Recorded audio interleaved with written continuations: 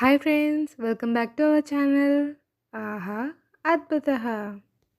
ఈరోజు మనం గోంగూర chicken curry ఎలా చేసుకోవాలో చూద్దామండి. గోంగూర అంటే ఇష్టపడిన వాళ్ళు ఎవరున్నారండి? గోంగూరతో చికెన్ అంటే ఆహా అనాల్సిందే. మరి ఇంకెందుకండి ఆలస్యం, ప్రాసెస్లోకి వెళ్ళిపోదాం. ముందుగా ఒక బాండి పెట్టుకుని 3 టేబుల్ స్పూన్స్ ఆయిల్ వేసుకుని, ఆయిల్ హీట్ అయిన తర్వాత ఆనియన్స్, పచ్చిమిర్చి, కరివేపాకు వేసుకుని బాగా వేయించుకోవాలి. ఇక్కడ నేను 3 మీడియం సైజ్ ఆనియన్స్, 3 చిల్లీస్ తీసుకుంటున్నానండి. ఆనియన్స్లో ఒక హాఫ్ టేబుల్ స్పూన్ పసుపు వేసుకుని ఫ్రై చేసుకోవాలి.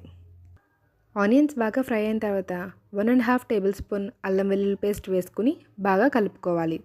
అల్లం వెల్లుల్లి పేస్ట్ పచ్చివాసన పోయిన తర్వాత హాఫ్ కేజీ చికెన్ క్లీన్ చేసుకుని అందులో యాడ్ చేసుకుని బాగా కలుపుకోవాలి.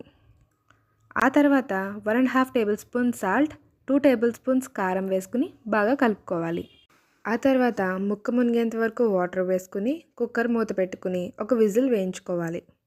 ఆ తర్వాత బాగా కడుక్కుని శుభ్రం చేసుకున్న గోంగూర ఒక కట్ట తీసుకున్నానండి. ఆ గోంగూర ఆకుల్ని కర్రీలో యాడ్ చేసుకుని గోంగూర మగ్గిన తర్వాత 2 టేబుల్ స్పూన్ చికెన్ మసాలా వేసుకుని బాగా కలుపుకోవాలి. కర్రీ అంతా దగ్గర పడిన తర్వాత అలా కొత్తిమీరతో గార్నిష్ చేసుకుని వేడివేడిగా సర్వ్ చేసుకోవడమే. అంతేనండి, ఎంతో రుచికరమైన గోంగూర చికెన్ రెడీ.